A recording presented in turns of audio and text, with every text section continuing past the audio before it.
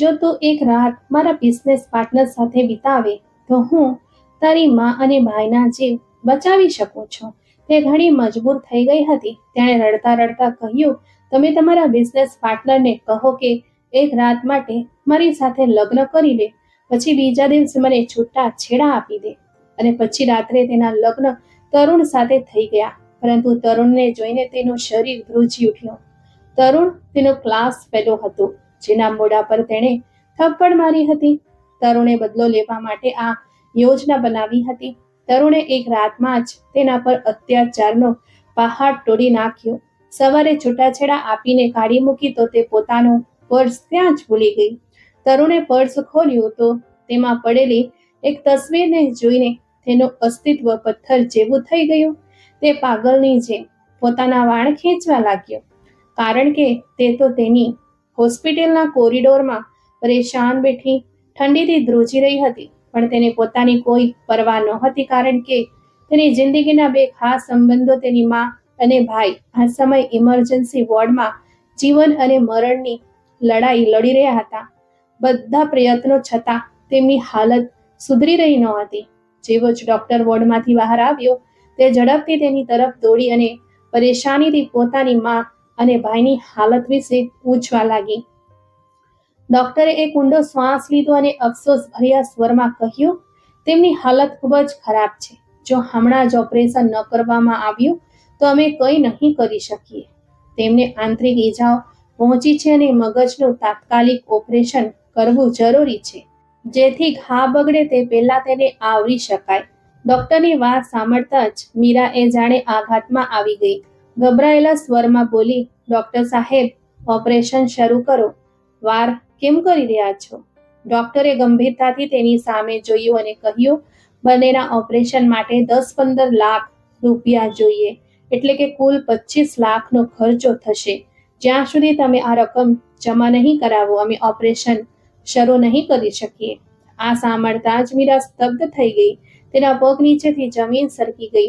અવિશ્વાસથી તે બબડી, આટલી મોટી રકમ હું ક્યાંથી લાવું?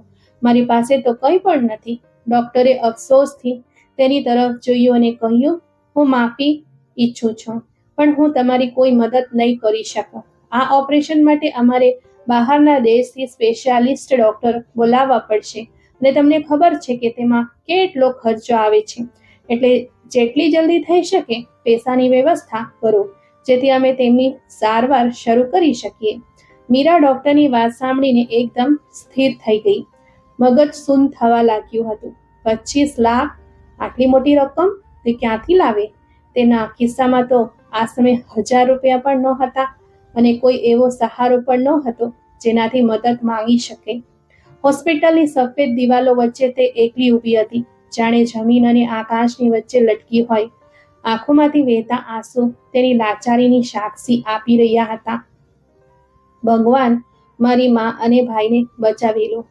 દિલની ગહેરાઈથી નીકળેલી ફરિયાદ સાથે તેણે પોતાનો ફોન કાઢ્યો અને અવ્યવસ્થિત આંગળીઓથી થોડા નંબર જોડવા લાગી. એક પછી એક કોલ કર્યા, પણ બધી તરફથી કાં તો ના સાંભળવા મળ્યો અથવા ખામોશી. થાકી હારીને તે ખુરશી પર બેસી ગઈ. આંખો બંધ કરી અને ઊંડો શ્વાસ લીધો. તે પોતાની ઓફિસમાં કામમાં વ્યસ્ત હતી, જ્યારે અચાનક તેના ફોનની ઘંટડી વાગી. કોલ સાંભળતા જ તેના ચહેરાનો રંગ પીળો પડી ગયો અને તે ઝડપથી ખુરશી પરથી ઉઠી ગભરાતા પગલા સાથે તે બોસની ઓફિસ તરફ વધી અને દરવાજો ખખડાવ્યો. સર, મારે તમારી સાથે જરૂરી વાત કરવી છે. યોગેશ પટેલે અંદર આવવાની પરવાનગી આપી તો તે ઝડપથી અંદર દાખલ થઈ. તેની આંખોમાં ચિંતા સ્પષ્ટ દેખાઈ રહી હતી. સર, મારી માં અને ભાઈનો અકસ્માત થયો છે અને તેઓ આ સમયે હોસ્પિટલમાં છે. મારે તરત જ જવું પડશે. પ્લીઝ મને રજા આપો, તે ગભરાયેલા સ્વરમાં બોલી. તેની પરેશાની જોઈને યોગેશે આરામથી તેને ખુરશી પર બેસાડી અને એક ગ્લાસ પાણી તેને તરફ લંબાવ્યો. પહેલા રિલેક્સ કરો. મીરા, જો તમે આટલા ગભરાઈ જશો તો હોસ્પિટલ જઈને તેમને કેવી રીતે સંભાળશો? આ લો પાણી પીઓ અને પોતાને સંભાળો. તેણે ધ્રુજતા હાથે ગ્લાસ પકડ્યો અને થોડા ઘૂંટ પીધા. યોગેશે નરમાશથી કહ્યું, પરેશાન ન થાઓ, હિંમત રાખો અને જો કોઈ પણ વસ્તુની જરૂર હોય તો નિસંકોચ મને કોલ કરી લેજો. મીરાએ આભારભરી નજરે પોતાના બોસને જોયા અને જલ્દીથી બહાર નીકળવા લાગી. પણ યોગેશે એકવાર ફરી તેને રોકી લીધી. વેઇટ, હું ડ્રાઈવરને કહું દઉં છું કે તે તમને હોસ્પિટલ છોડી આવશે. મીરાએ ભીની આંખોથી એકવાર ફરી ધન્યવાદ કર્યો અને ઝડપથી બહાર નીકળી. થોડીવાર પછી તે હોસ્પિટલના ગેટ પર ઊભી હતી. જેવી જ તે ઇમરજન્સી વોર્ડમાં દાખલ થઈ અને પોતાની મા અને ભાઈની હાલત જોઈ, તેના પગ લથડાઈ ગયા. તેની બચેલી હિંમત પણ ખૂટી ગઈ. આંખોની આગળ અંધારું છવાઈ ગયું અને શ્વાસો રૂંધાવા લાગ્યા. પણ આ તો કંઈ પણ નહોતું, કારણ કે જે ખબર ડોક્ટરે તેને આપી તે તેનું બધું જ ખતમ કરી દેવા માટે પૂરતું હતું. મીરાના પગ નીચેથી જમીન નીકળી ગઈ હતી. ડોક્ટરની વાતો તેના કાનમાં ગુંજી રહી હતી, પણ તે કંઈ પણ સમજવા માટે અસમર્થ હતી. બંનેના ઓપરેશન માટે 10-15 લાખ રૂપિયા જોઈએ, એટલે કે કુલ 25 લાખનો ખર્ચો થશે. જ્યાં સુધી તમે આ રકમ જમા નહીં કરાવો, અમે ઓપરેશન શરૂ નહીં કરી શકીએ. આ વાક્ય તેના મગજ પર હથોડાની જેમ પડી રહ્યું હતું અને હવે તેમનું જીવન તે 25 લાખ રૂપિયા પર નિર્ભર હતું, જે તેની પાસે નહોતા. ભગવાન, હું શું કરું, ક્યાં જાઉં? તેણે લાચારીથી પોતાની આસપાસ જોયું. બધી તરફ દેખભાળ કરનાર પરેશાન ઊભા હતા. કોઈની આંખોમાં આશા હતી તો કોઈની આંખોમાં નિરાશા. પણ મીરાની આંખોમાં કંઈ પણ નહોતું, બસ એક ખાલીપો હતો. હોસ્પિટલની ઠંડી દિવાલો વચ્ચે તે એકલી ઊભી હતી, આખી રીતે અસહાય. તેણે ખિસ્સામાંથી ફોન કાઢ્યો અને એક એક કરીને બધાને કોલ કરવા લાગી. પણ બધી તરફથી ના પાડી દેવામાં આવી. મારે જ પૈસાની વ્યવસ્થા કરવી પડશે કોઈ પણ રીતે. અચાનક તેના મગજમાં તેના બોસની વાત ગુંજી. જો કોઈ પણ વસ્તુની જરૂર હોય તો નિસંકોચ મને કોલ કરવો. આ યાદ આવતા જ તેને નિર્ણય કરી લીધો કે તે યોગેશ પટેલ પાસેથી પૈસા ઉધાર લઈ લેશે અને પોતાના પગારમાંથી કપાવતી રહેશે. આ વિચારથી તેને થોડી પળો માટે શાંતિ મળી અને તે તરત જ પોતાના બોસને કોલ કરવા માટે ફોન ઉપાડવા લાગી. પણ જેવી જ તેની નજર ઘડિયાળ પર પડી, તેનો ઈરાદો બદલાઈ ગયો. રાતના 1 વાગ્યા હતા. તેણે ઊંડો શ્વાસ લીધો અને ફોન પાછો મૂકી દીધો. હવે કોલ કરવો ઠીક નહીં હોય. સવારે ઓફિસ જઈને વાત કરી લઈશ. પણ તેને અંદાજો નહોતો કે આવનારો દિવસ તેના માટે કેટલી મોટી કસોટી લઈને આવશે. મીરા સવારે વહેલી હોસ્પિટલથી સીધી ઓફિસ પહોંચી. તેની આંખો રાતભરના જાગરણથી સૂજી ગઈ હતી, પણ તે કોઈ પણ હાલતમાં યોગેશ પટેલને મળીને પૈસાની વ્યવસ્થા કરવા માંગતી હતી. ઓફિસમાં પગ મૂકતા જ તે સીધી યોગેશ પટેલના કેબિન તરફ વધી. દરવાજો ખખડાવ્યો તો અંદરથી ગંભીર અવાજ સંભળાયો, આવો. મીરાએ ધબકતા હૃદય સાથે દરવાજો ખોલ્યો અને અંદર દાખલ થઈ. યોગેશ પટેલ ખુરશી પર બેઠો હતો અને તેની સાથે કોઈ બીજું પણ બેઠું હતું, પરંતુ મીરાએ પરેશાનીમાં તેની તરફ ધ્યાન ન આપ્યું. પણ જેવી જ તે વ્યક્તિની નજર મીરા પર પડી તો તે તેને જોતો જ રહી ગયો. પણ પછી ઝડપથી પોતાને સંભાળતા મોં બીજી તરફ કરી લીધું, જેથી મીરા તેને જોઈ ન શકે. યોગેશ પટેલે માથું ઊંચકીને મીરા તરફ જોયું તો તેના ચહેરા પર ચિંતાના ચિહ્નો જોઈને ભમરા ચડાવ્યા. હા બોલો, બધું ઠીક તો છે? મીરાએ હિંમત એકઠી કરી અને બોલી, સર, મારે તમારી મદદની જરૂર છે. યોગેશે ખુરશી પર ટેકો મૂક્યો અને ગંભીરતાથી તેને જોવા લાગ્યો. કેવી મદદ? સર, જેમ કે મેં તમને જણાવ્યું હતું કે મારી મા અને ભાઈનો અકસ્માત થયો છે અને ડોક્ટરે તેમના ઓપરેશન માટે 25 લાખ રૂપિયા માંગ્યા છે. મારી પાસે આટલી મોટી રકમ નથી, એટલે હું તમારી પાસેથી લોન લેવા માંગુ છું. તમે ઈચ્છો તો મારા પગારમાંથી કાપતા રહેજો. જેટલો સમય લાગે બધું આપી દઈશ. બસ પ્લીઝ મારી મદદ કરો. મીરાના અવાજમાં ધ્રુજારી હતી, આંખોમાં આંસુ અને ચહેરા પર લાચારીના ચિહ્નો. યોગેશે એક નજર તેના પર નાખી, પછી ખુરશી પર સીધો થઈને બેસી ગયો. યોગેશ પટેલ કંઈક કહે તે પહેલા તે બેઠેલા વ્યક્તિએ તેને ચૂપ રહેવાનો ઈશારો કર્યો.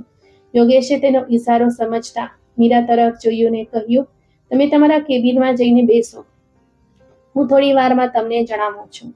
તે માથું નમાવીને બહાર ચાલી ગઈ. તે વ્યક્તિ સીધો થઈને બેસી ગયો. તે માત્ર યોગેશનો બિઝનેસ પાર્ટનર જ ન હતો, પણ તેનો શ્રેષ્ઠ મિત્ર પણ હતો. યોગેશે તેની તરફ જોયું અને પૂછ્યું, આ શું વાત છે? તે મને વાત કરવાથી કેમ રોક્યો? તે વ્યક્તિ સ્મિત કર્યો અને બોલ્યો, તું તેને કહે કે હું એક શરતના બદલામાં તેને પૈસા આપીશ. પણ જ્યારે તેણે પોતાની શરત જણાવી, જેને સાંભળીને યોગેશ આશ્ચર્યથી તેની તરફ જોવા લાગ્યો. શું તું હોશમાં તો છે? તને ખબર છે કે તું શું કહી રહ્યો છે? યોગેશે આશ્ચર્યથી પૂછ્યું. તે વ્યક્તિ ફરીથી હસ્યો અને બોલ્યો, હા, મને ખબર છે કે હું શું કહી રહ્યો છું. હમણાં તો મોકો મળ્યો છે બધા હિસાબ કરવા માટે. યોગેશ તેની વાત સાંભળીને ચોંકી ગયો. કયો હિસાબ? તે વ્યક્તિ રહસ્યમય અંદાજમાં હસ્યો અને કહ્યું, બસ તું એવું કર જેવું હું કહી રહ્યો છું. એના ઘરવાળોની સારવારનો બધો ખર્ચ હું પોતે ઉઠાવી લઈશ. બસ તું તેની સામે મારી આ શરત મૂકી દે, અને હા, પછી મને જણાવજે કે તેણે શું જવાબ આપ્યો. આ કહીને તે વ્યક્તિ ત્યાંથી ચાલી ગયો. સાંજે યોગેશે મીરાને પોતાના કેબિનમાં બોલાવી. જ્યારે તે અંદર આવી તો તેણે પરેશાન થઈને પોતાના બોસને જોયો. યોગેશ ઊભા થતા તેની નજીક આવ્યો અને કહેવા લાગ્યો, હું તારી માં અને ભાઈની સારવારનો બધો ખર્ચ ઉપાડવા તૈયાર છું, પણ એના માટે એક શરત છે. મીરાએ બેચેનીથી યોગેશના ચહેરા તરફ જોયું અને કહ્યું, સર, કેવી શરત? તમે જણાવો. મને તમારી દરેક શરત મંજૂર છે. યોગેશે ઊંડો શ્વાસ લીધો અને પછી તેને તે શરત જણાવી જે તેના બિઝનેસ પાર્ટનરે તેને કહેવા માટે કહ્યું હતું.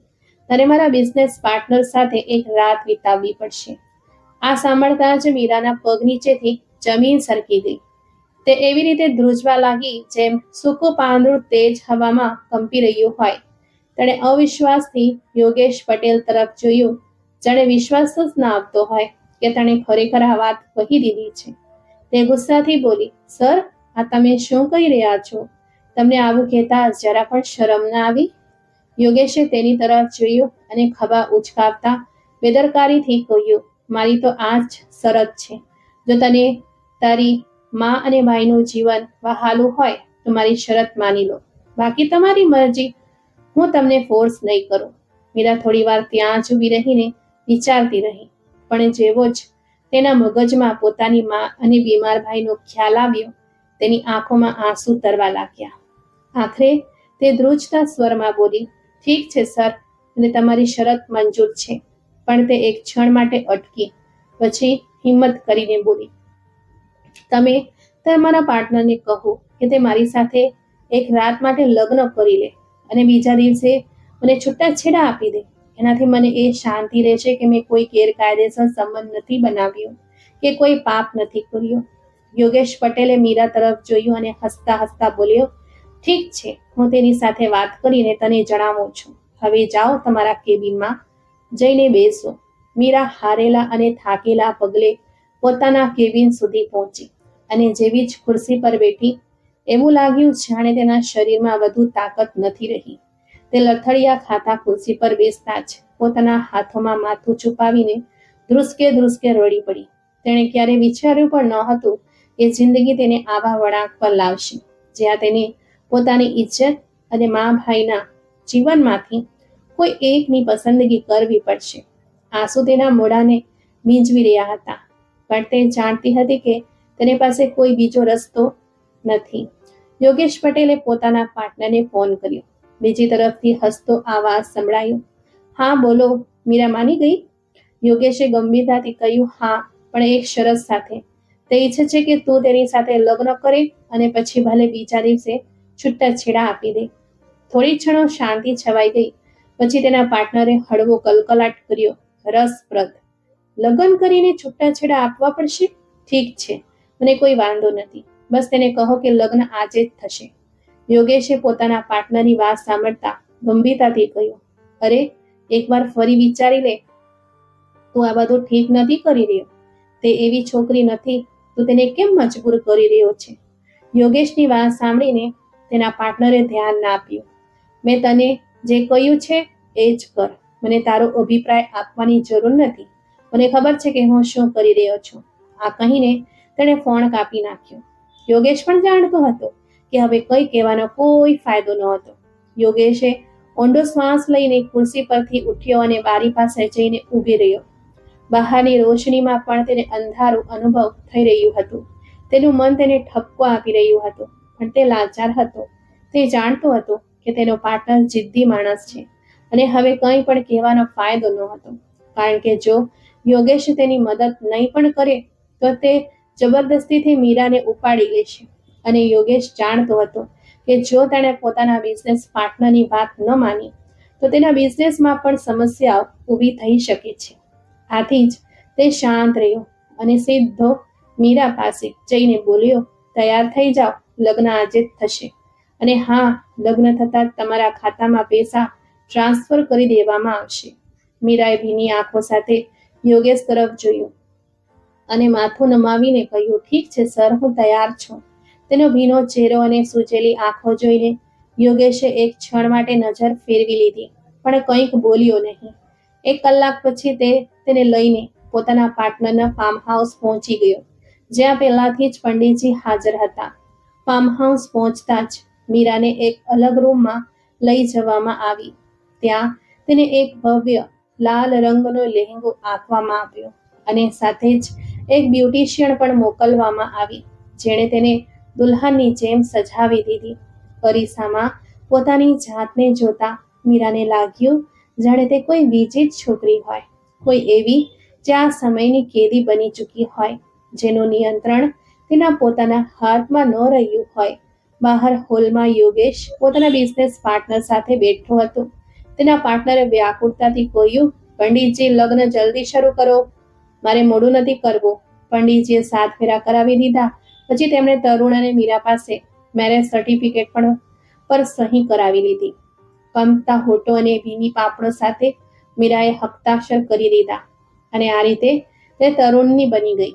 તે વ્યક્તિ ખૂબ જ ખુશ હતો. લગ્ન પછી તેણે યોગેશને ગળે લગાવ્યો, બધા મહેમાનોને વિદાય કર્યા અને તરત જ હોસ્પિટલમાં ફોન કરીને મીરાની મા અને ભાઈની સારવારની વ્યવસ્થા કરાવી દીધી. આ બધું કર્યા પછી તે સીધો રૂમમાં ચાલી આવ્યો, જ્યાં મીરા ડરેલી બેઠી હતી. જેવો જ તેણે દરવાજો બંધ કર્યો, સચ્ચાઈ સામે આવી ગઈ. મીરાની હથેળીઓ પરસેવાથી ભીની થવા લાગી અને તે પોતાની જાતમાં સંકોચવા લાગી. ડરની એક લહેર તેના અસ્તિત્વને જકડી ગઈ, પણ જેવી જ તેની નજર ઊંચકીને જોયું, તેની આંખો આશ્ચર્યથી પહોળી થઈ ગઈ. સામે ઉભેલો વ્યક્તિ કોઈ બીજો નહીં પણ તરુણ હતો. એ જ તરુણ જેને તેણે યુનિવર્સિટીની સામે બધાની સામે થપ્પડ મારી હતી. તેણે તેની હેરાની જોઈને કલકલાટ કર્યો અને કટાક્ષ ભર્યા સ્મિત સાથે બોલ્યો, લાગે છે મારી પત્નીને બધું યાદ આવી ગયું છે અને કદાચ એ પણ સમજાઈ ગયું હશે કે આ લગ્ન પ્રેમના કારણે નહીં પણ બદલો લેવા માટે કરવામાં આવ્યો છે. મીરાના શ્વાસ રૂંધાવા લાગ્યા. તરુણ આગળ વધ્યો અને સ્પષ્ટ સ્વરમાં બોલ્યો, તને ખબર છે, જ્યારે મેં તને યોગેશની સામે મદદ માંગતી જોઈ તો મારા મગજમાં તરત જ યુનિવર્સિટીના તે બધા દ્રશ્યો ફરી ગયા. તે મને બધાની સામે અપમાનિત કર્યો હતો અને મેં ત્યારે જ વિચારી લીધું હતું કે તારી પાસેથી બદલો લેવા માટે આનાથી સારો મોકો ક્યારે નહીં મળે. મીરાના દિલમાં જે ડર ધબકી રહ્યો હતો તે હવે વધુ વધી ગયો છે. તરુણે આગળ નમતા કહ્યું, તું વિચારી રહી હતી કે આ લગ્ન માત્ર એક વાત માટે છે? નહીં મીરા, હવે તું દર રાત્રે મને મારી મરજી મુજબ ખુશ કરીશ. મારા ઘરમાં તને તે દરેક તકલીફ મળશે જેનાથી તને પોતાની ભૂલનો અહેસાસ થાય, અને આ બધું ત્યાં સુધી ચાલશે જ્યાં સુધી તું મારા પગમાં પડીને માફી નહીં માંગે. એટલું કહીને તરુણ એક ઝટકામાં તેના માથા પરથી પાલવ ખેંચી લીધો. પાલવ તેના વાળમાં અટવાયો હતો અને જેવો તે ખેંચાયો, મીરાના માથામાં દુખાવો થયો. તેના મોંમાંથી એક ચીસ નીકળી ગઈ અને આંખોમાંથી આંસુ વહેવા લાગ્યા. તરુણના મોઢા પર માત્ર અને માત્ર સ્મિત હતી, જ્યારે મીરાની આંખોમાં માત્ર ડર, લાચારી અને પસ્તાવો હતો. તરુણે આખી રાત મીરા પર પોતાના બદલાનો ગુસ્સો ઉતાર્યો. તેને દરેક શક્ય રીતે તકલીફ આપી. મીરા એ બધું શાંતિથી સહન કર્યું, કારણ કે તેની પાસે બીજો કોઈ રસ્તો જ ન હતો. તે તૂટી ચૂકી હતી, વિખરાઈ ગઈ હતી, પણ તેમ છતાં ધીરજનો પાલો પકડી રહી. આખી રાત પોતાની મનમાની કર્યા પછી તરુણ સવારે ઉઠ્યો, સફળતાવાળી સ્મિત સાથે. મીરા તરફ જોયું અને સ્પષ્ટ સ્વરમાં બોલ્યો, ચલો ઉઠો, ફ્રેશ થઈને નાસ્તો બનાવો અને ત્યારબાદ ઘરનું બધું કામ પણ જાતે જ કરશો. આજથી બધા નોકરોની રજા છે. હું તને અહીં મોજ મસ્તી કરવા માટે નથી લાવ્યો. કહીને તરુણ પોતે પણ ફ્રેશ થવા ચાલ્યો ગયો. જ્યારે મીરાએ ઘણી મુશ્કેલીથી પોતાને સંભાળી અને ઉઠીને બેઠી, તેનું આખું શરીર દુખી રહ્યું હતું, જાણે આત્મા સુધી છલકાઈ ગયું હોય. થોડી વાર પછી તરુણ ફ્રેશ થઈને બહાર આવ્યો અને મીરા ઝડપથી વોશરૂમમાં ચાલી ગઈ, જેથી બીજી કોઈ કડવી વાત ના સાંભળવી પડે. થોડી વાર પછી જ્યારે મીરા ફ્રેશ થઈને બહાર નીકળી તો તરુણ ઓફિસ જવા માટે તૈયાર થઈ રહ્યો હતો. તેણે એક નજર મીરા પર નાખી અને સખત સ્વરમાં બોલ્યો, જલ્દીથી નાસ્તો બનાવી દે, નહીં તો હું મોડો થઈ જઈશ, અને જો હું મોડો થયો તો તેની સજા તારે ભોગવવી પડશે. મીરાએ ડરેલા સ્વરમાં હિંમત એકઠી કરીને પૂછ્યું, મારી મા અને ભાઈની સારવાર શરૂ થઈ ગઈ છે કે નહીં? તરુણે એક ક્ષણ માટે થોભીને ઊંડી નજરોથી તેના ચહેરાને જોયો અને બેદરકારીથી કહ્યું, હું મારા વચનથી ક્યારેય નથી ફરતો. જે સમયે આપણા લગ્ન થયા એ જ સમયે તે બંનેની સારવાર પણ શરૂ કરાવી દેવામાં આવી હતી. અને હા, તેમનું ઓપરેશન પણ સફળ થઈ ચૂક્યું છે. હવે તું તારા કામ પર ધ્યાન આપ.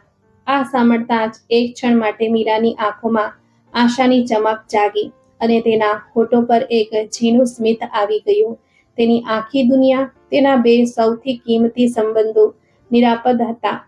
આ વિચારીને તેના હૃદયને કંઈક અંશે શાંતિ મળી. મીરા નીચે જઈને ઝડપથી નાસ્તો બનાવવા લાગી, પણ તેનું મન સતત હોસ્પિટલમાં પોતાની મા તરફ હતું. તેના હૃદયમાં વ્યાકુળતા હતી કે ત્યાં શું થઈ રહ્યું હશે, માનું સ્વાસ્થ્ય કેવું હશે, ભાઈની હાલત કેવી હશે, પણ તે લાચાર હતી. અહીંથી જઈ પણ નહોતી શકતી. તેણે નાસ્તો તૈયાર કરીને ટેબલ પર મૂકી દીધો. થોડી જ વારમાં તરુણ પણ નીચે આવી ગયો અને નાસ્તો કરવા લાગ્યો. મીરાએ જેવી જ ખુરશી ખેંચીને બેસવાની કોશિશ કરી. તરુણે કડક સ્વરમાં કહ્યું, તું અહીં કેમ બેસવા લાગી છે? મીરાએ હેરાનીથી તરુણ તરફ જોયું અને બોલી, મારે પણ તો નાસ્તો કરવો છે.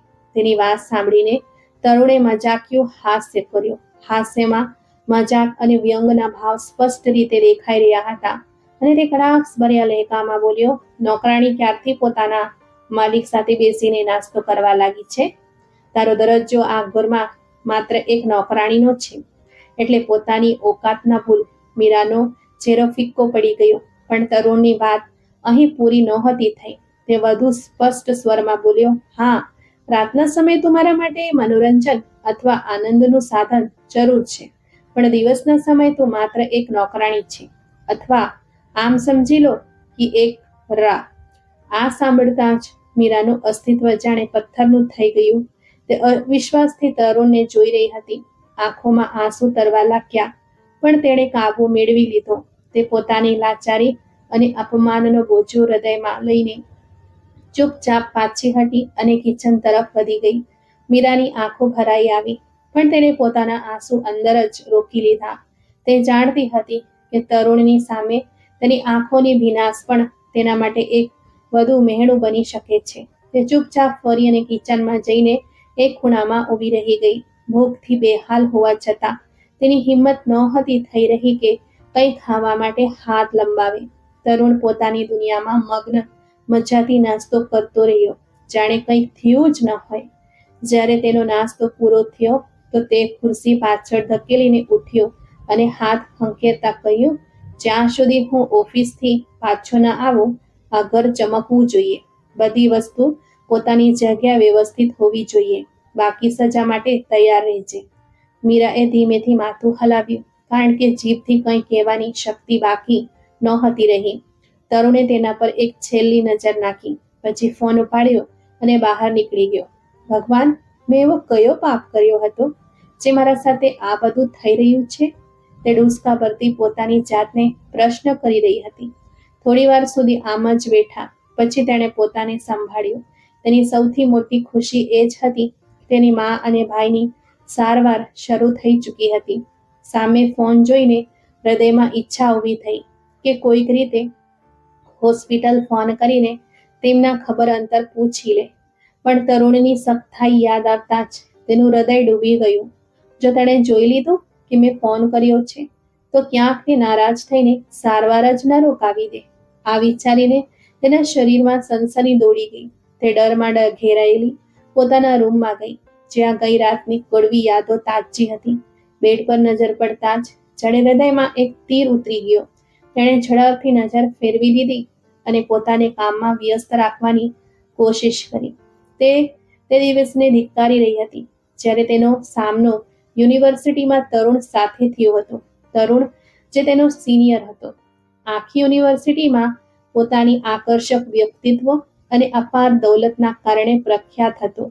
તેની હેન્ડસમ ચહેરો અને રોબદાર અંદાજે યુનિવર્સિટીની મોટા ભાગની છોકરીઓને તેની દીવાની બનાવી રાખી હતી. છોકરીઓ તેની એક નજર માટે બેકરાર રહેતી, પોતાને તેની સામે એવી રીતે રજૂ કરતી જાણે દુનિયામાં તે જ એક પુરુષ હોય. પણ તરુણ માત્ર એક આકર્ષક વ્યક્તિ જ ન હતો, પણ એક અયાસ પણ હતો, જે દરેક છોકરીને પોતાની મિલકત સમજતો હતો.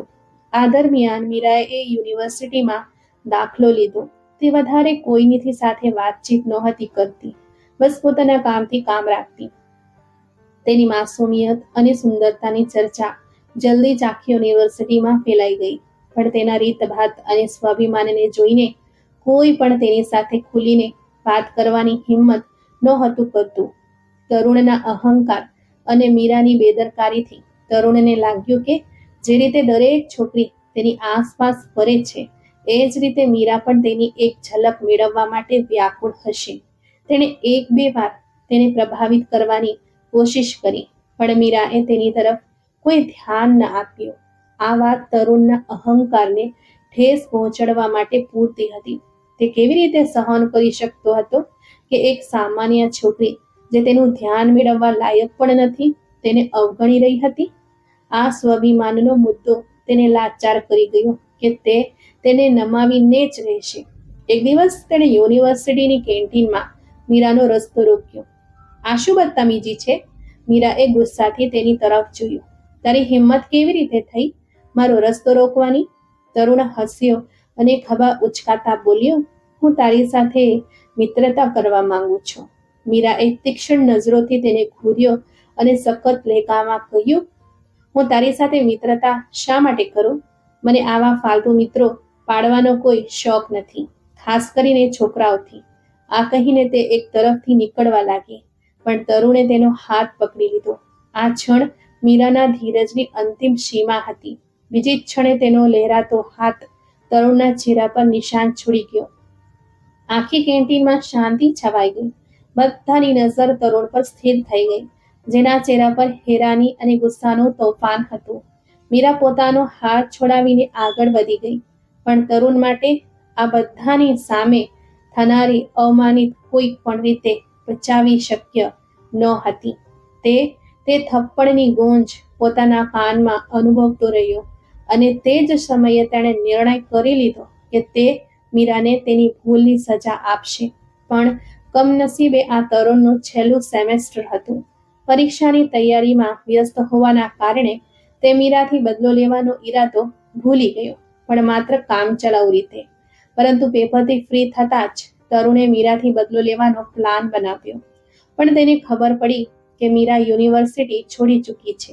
તેના પિતા એક અકસ્માતમાં મૃત્યુ પામ્યા હતા અને ઘરનો ખર્ચો ઉપાડનાર કોઈ ન હતો. આવી સ્થિતિમાં મીરા માટે ભણવાનું ચાલુ રાખવું શક્ય નહોતું.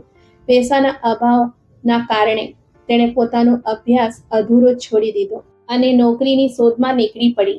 થોડા દિવસોની મહેનત પછી તેને યોગેશ પટેલની ઓફિસમાં નોકરી મળી ગઈ. આ સમાચાર તરુણ માટે કોઈ પણ રીતે સારા ન હતા, પણ આ દરમિયાન તેને પિતાએ તેને કેનેડા મોકલી દીધો.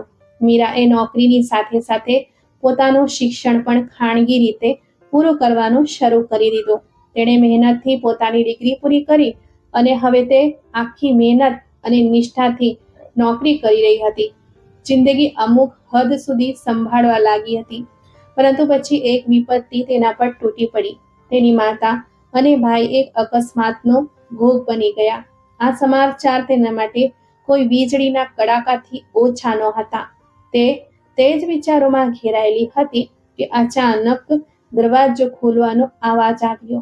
તે તરત જ પોતાના આંસુ લૂછવા લાગી અને કામમાં વ્યસ્ત થઈ ગઈ, કારણ કે તે જાણતી હતી કે ઘરમાં તરુણ સિવાય બીજું કોઈ આવી શકે તેમ નથી. મીરાએ ઝડપથી પોતાને સંભાળી લીધી અને રસોડામાં વ્યસ્ત થઈ ગઈ. થોડી જ વારમાં તરુણ અંદર આવ્યો. તેની નજર સીધી મીરા પર સ્થિર થઈ, જે પોતાને કામમાં વ્યસ્ત રાખવાની નિષ્ફળ પ્રયત્ન કરી રહી હતી. બહુ વફાદારી દેખાડવામાં આવી રહી છે, તરુણે કટાક્ષ ભરેલા લેખામાં બોલ્યો. લાગે છે તને મારી આપેલી દરજ્જો સ્વીકાર થઈ ચૂકી છે.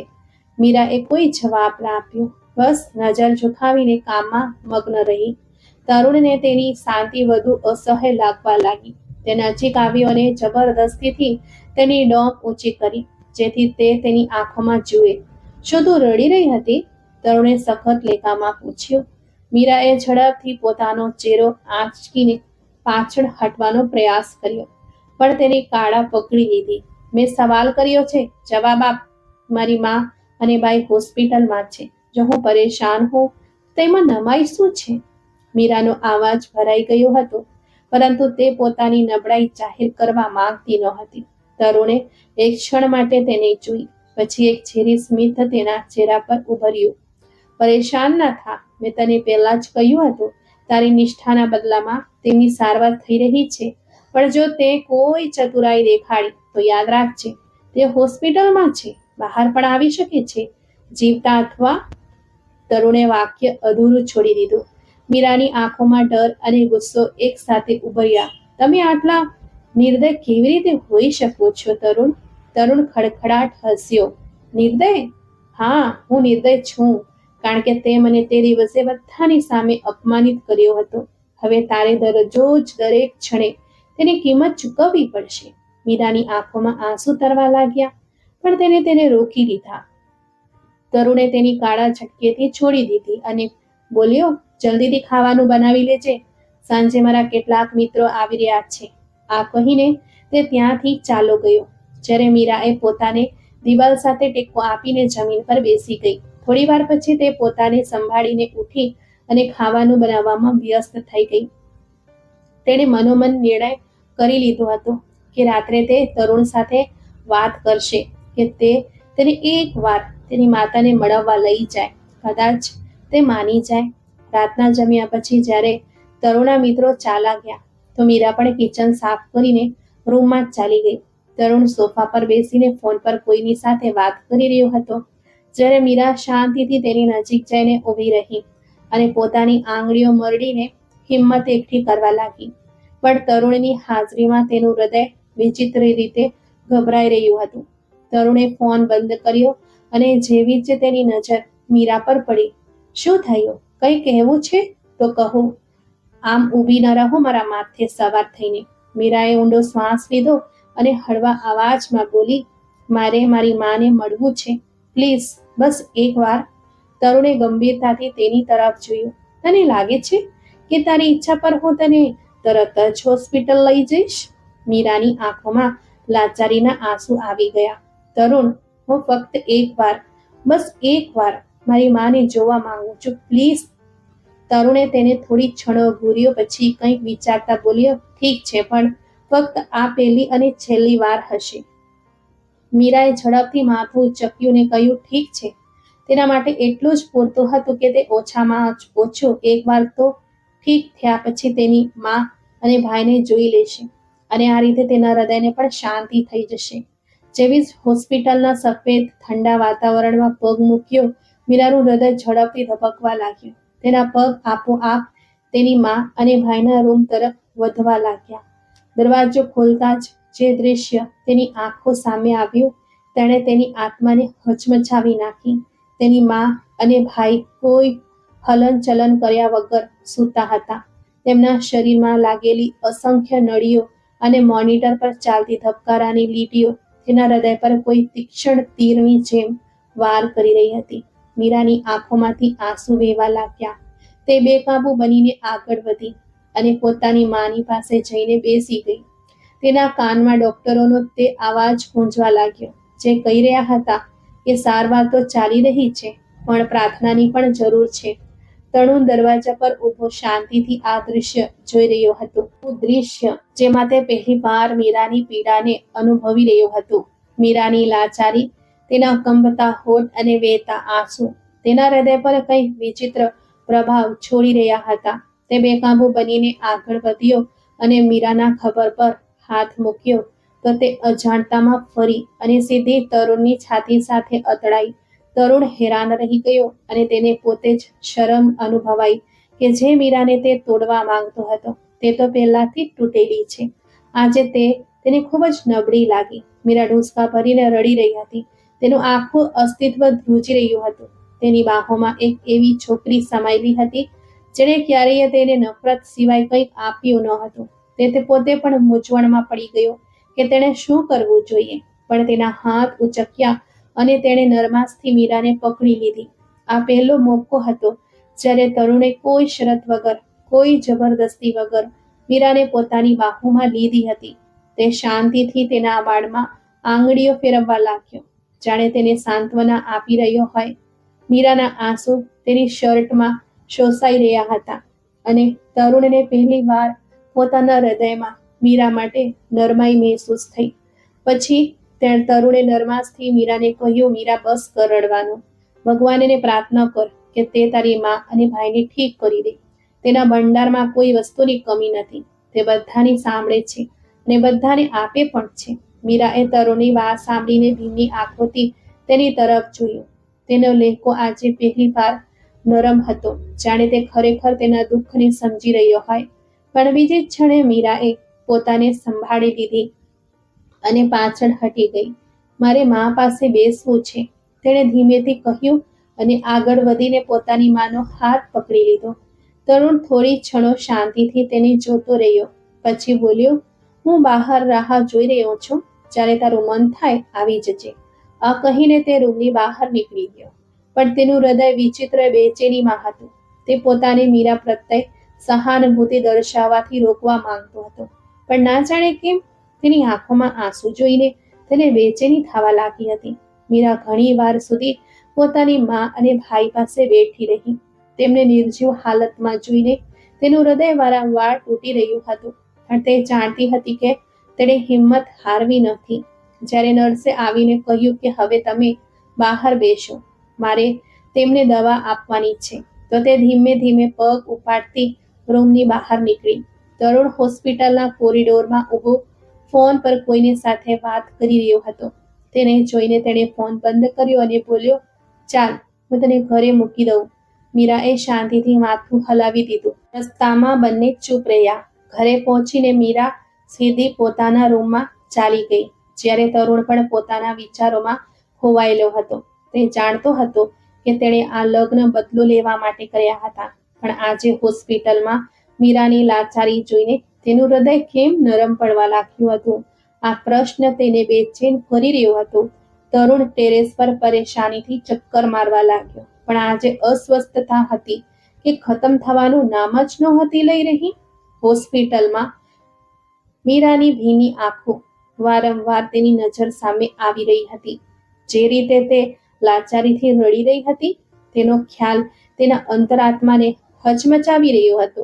ઘણીવાર પછી પણ જ્યારે અસ્વસ્થતા ઓછી ન થઈ તો તે ઉઠીને સ્ટડી રૂમમાં આવી ગયું અને પોતાની ઓફિસના કામમાં વ્યસ્ત કરવાના પ્રયત્નો કરવા લાગ્યો, પણ મગજ વારંવાર ભટકી રહ્યું હતું. બીજી તરફ મીરા કિચનમાં વ્યસ્ત હતી, પણ તેનું મગજ હોસ્પિટલમાં અને ભાઈ તરફ જઈ રહ્યું હતું.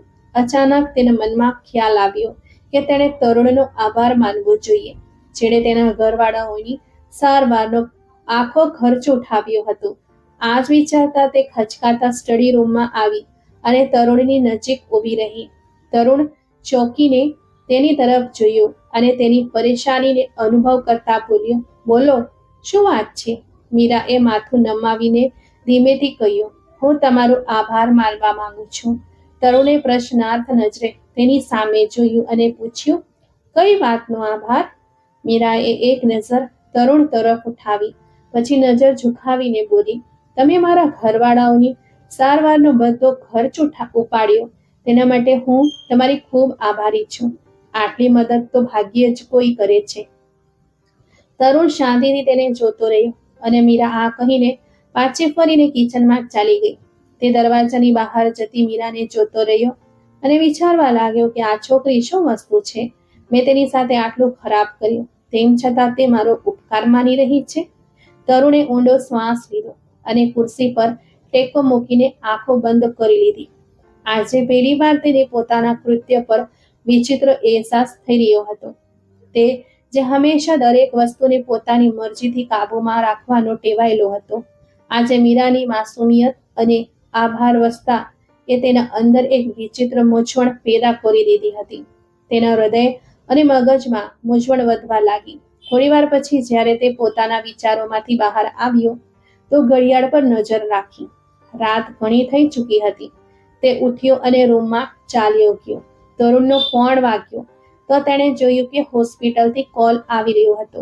તેણે તરત જ કોલ રિસીવ કર્યો, પણ જે સમાચાર તેને સાંભળવા મળ્યા તે તેને હચમચાવી ગયો. તે ગભરાઈને ઝડપથી ઉઠ્યો અને સીધો નીચે કિચન તરફ વધ્યો, જ્યાં મીરા વાસણો સાફ કરી રહી હતી. મીરા, ચાલ, આપણે હમણાં જ હોસ્પિટલ જવાનું છે. તરુણનો ભારે અવાજ સાંભળીને મીરાના હાથ વાસણો ધોતા ધોતા અટકી ગયા. તે હેરાનીથી તેની તરફ જોવા લાગી અને પૂછ્યું, પણ હમણાં જ તો આપણે હોસ્પિટલથી આવ્યા છીએ, હવે ત્યાં શું થયું છે? તરુણને સમજ નહોતી પડી રહી કે તે કેવી રીતે તેને આ સમાચાર આપે. તે ઊંડો શ્વાસ લઈને બોલ્યો, તું બસ ચાદર લઈને આવ, રસ્તામાં બધું જણાવી દઈશ. હમણાં જ ચાલ. મીરા તરુણના ચહેરા પર ફેલાયેલી ગભરાટ જોઈને પરેશાન થઈ ગઈ. તે ઝડપથી પોતાની ચાદર લેવા દોડી અને પછી આવી તો તરુણ પહેલાથી જ દરવાજા તરફ વધી ચૂક્યો હતો.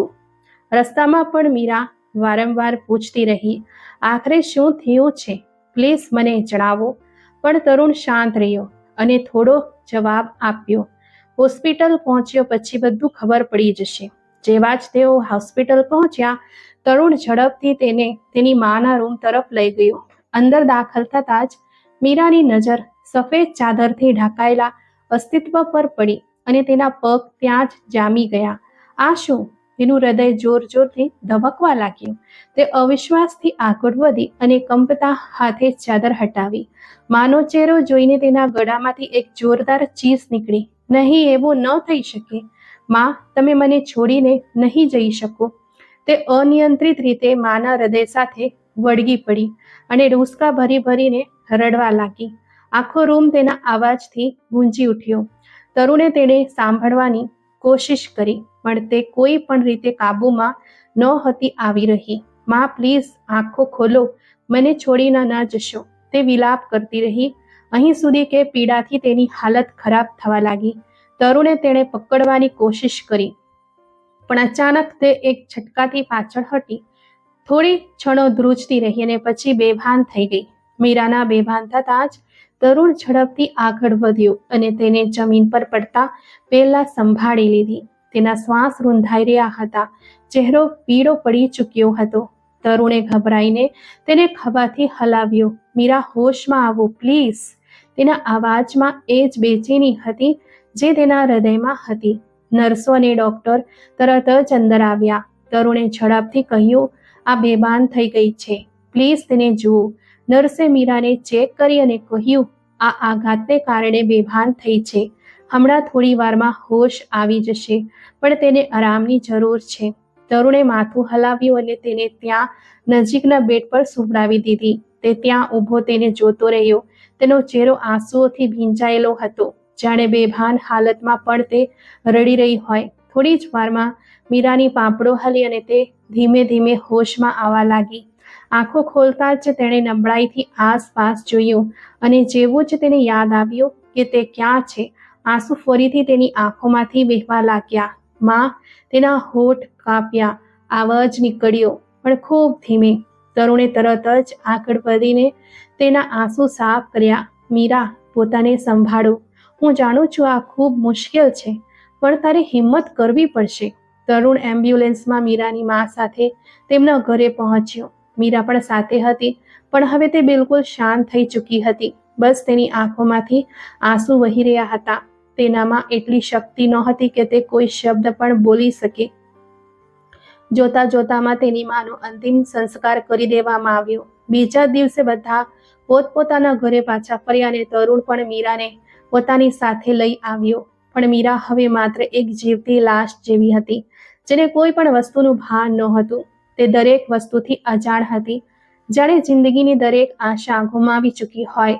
તે દિવસોમાં તરુણ જ તેને સંભાળી રહ્યો હતો. મીરાની માના મૃત્યુ પર યોગેશ પટેલ પણ આવ્યો હતો અને જ્યારે તેણે તરુણને મીરાનું ધ્યાન રાખતા જોયો તો તેના હૃદયને એક વિચિત્ર શાંતિ અનુભવ થઈ. નહીતર તેનો અંતરાત્મા વારંવાર તેને બેચેન કરી રહ્યો હતો કે તેણે એક નિર્દોષ છોકરીને પોતાના બદલાની આગમાં ધકેલી દીધી. પણ હવે તરુણનો બદલાયેલો વ્યવહાર જોઈને જાણે તેના હૃદયમાંથી કોઈ ભારે બોજો હટી ગયો હોય. થોડા દિવસ પછી મીરાને હોશ આવ્યો તો તેણે તરુણને પોતાની પાસે બેઠેલો જોયો. તરુણે નરમાશથી તેના ખબર અંતર પૂછ્યા, પણ મીરા એ તેની તરફ જોઈને ઊંડો શ્વાસ લીધો અને ધીમે પણ મક્કમ લેકામાં બોલી, મેં મારી જાતને મારી મા અને ભાઈની સારવાર માટે વહેંચી હતી અને હવે તમારો બદલો પણ પૂરો થઈ ગયો હશે. હવે પ્લીઝ મને આઝાદ કરી દો, કારણ કે મારી પાસે તો હવે કંઈ પણ બચ્યું નથી. મીરાના આ શબ્દોએ તરુણના હૃદયમાં ખળબળાટ મચાવી દીધો. એવું લાગ્યું જાણે તેનો શ્વાસ રૂંધાઈ રહ્યો હોય. તે તો અજાણતા જ મીરાને પ્રેમ કરી બેઠો હતો અને હવે તેને છોડવી તેના માટે શક્ય ન હતું. મીરાએ હાથ જોડતા વિનમ્રતાથી કહ્યું, પ્લીઝ હવે મને જવા દો. હવે મારામાં વધુ પોતાનું અપમાન સહન કરવાની હિંમત નથી. હું વધુ અપમાન સહન નહીં કરી શકું. આમ પણ કોઈને જબરદસ્તીથી વધારે સમય સુધી રોકી શકાતો નથી અને તમારું પણ મારાથી દિલ ભરાઈ ગયું હશે. મીરાના આ શબ્દો સાંભળીને તરુણને એવું લાગ્યું જાણે કોઈએ તેની આત્મા પર ઘા મારી દીધો હોય. તેણે તરત જ આગળ વધીને મીરાને પોતાની બાહોમાં લઈ લીધી, જાણે તે ક્યારેય તેને ગુમાવવા માંગતો ન હોય. મીરા, મેં તને જે કંઈ પણ કહ્યું, જે કંઈ પણ કર્યું તે બધા માટે મને માફ કરી દે પ્લીઝ. હવે તને છોડવી મારા માટે શક્ય નથી. હું તને છોડી જ નહીં શકતો. તું તો મારી આત્મામાં વસી ચૂકી છે, મારી જાન બની ગઈ છે. તારાથી દૂર થવું એટલે પોતાને ખતમ કરી દેવું છે. પ્લીઝ મને માફ કરી દે. આ કહેતા તરુણની આંખોમાંથી આંસુ વહેવા લાગ્યા. મીરા તરુણની આંખોમાં વહેતા આંસુ જોઈને હેરાન રહી ગઈ. તે ચૂપચાપ તેને જોતી રહી, જાણે વિશ્વાસ જ ન આવતો હોય કે હંમેશા સખત લેખામાં વાત કરનારો તરુણ આજે તેના માટે રડી રહ્યો છે. તરુણે તેનો ચહેરો પોતાના હાથોમાં લીધો અને નરમાશથી કહ્યું, આ દુનિયામાં તારા ભાઈ સિવાય કોઈ નથી બચ્યું અને લગ્ન તો તારે કરવાના જ હતા, તો કેમ ન તું મારી થઈને મારી સાથે રહી જા. હું તને મારી જિંદગીનો હિસ્સો બનાવીને મારા પ્રેમથી તારી બધી તકલીફો દૂર કરી દઈશ. મીરાએ ઊંડો વિચારમાં ડૂબીને તરુણ તરફ જોયો અને ધીમેથી કહ્યું, તમે સાચું કહ્યું. આ દુનિયામાં તો ખરેખર મારું કોઈ નથી, પણ હવે મારામાં વધુ મહેણા અને વાતો સહન કરવાની હિંમત નથી. તરુણ તરત જ બોલ્યો, હું વચન આપું છું કે હવે પછી તને ક્યારેય કોઈ મેળું નહીં મારું, ના જ કોઈ સખત વાત કરીશ. હું મારા ભૂતકાળના બધા વર્તન માટે તમારી પાસે માફી માંગુ છું. પ્લીઝ મને માફ કરી દે. આ કહેતા તરુણે હાથ જોડ્યા. મીરાએ તેના હાથ પકડ્યા અને તેમને પોતાની આંખોથી લગાવી લીધા. પછી જોરથી રડી પડી. તરુણે તેને પોતાની બાહોમાં લઈને તેને સહારો આપ્યો અને તે એમ જ તેની બાહોમાં પોતાની બધી તકલીફો ભૂલીને રડી પડી. સંપૂર્ણ સારવાર પછી મીરાનો ભાઈ ઠીક થઈ ગયો, પણ પોતાની મા વિશે સાંભળીને રડવા લાગ્યો. પછી તરુણ અને મીરાએ મળીને તેને સંભાળ્યો. તરુણ મીરાના ભાઈને પણ પોતાના ઘરે લઈ આવ્યો હતો અને તેને આગળ એડમિશન પણ કરાવી દીધું. હવે તે ત્રણે હસી ખુશીથી રહી રહ્યા હતા અને તરુણ મીરાની સાથે સાથે તેના ભાઈનું પણ પૂરેપૂર ધ્યાન રાખી રહ્યો હતો. તો મિત્રો, તમને આજની આ કહાની કેવી લાગી તે કોમેન્ટ કરીને જરૂર જણાવો અને જો વાર્તા પસંદ આવી હોય તો તેને લાઈક કરજો અને તમારા મિત્રો સાથે શેર પણ કરજો. આવી જ નવી રસપ્રદ વાર્તાઓ સાંભળવા માટે અમારા ચેનલને સબસ્ક્રાઇબ કરજો અને હા, બેલ આઇકન દબાવવાનું ભૂલશો નહીં, જેથી તમે અમારી કોઈ પણ કહાની મિસ ન કરો. આપણે ફરી મળીશું એક નવી વાર્તા સાથે. ધન્યવાદ.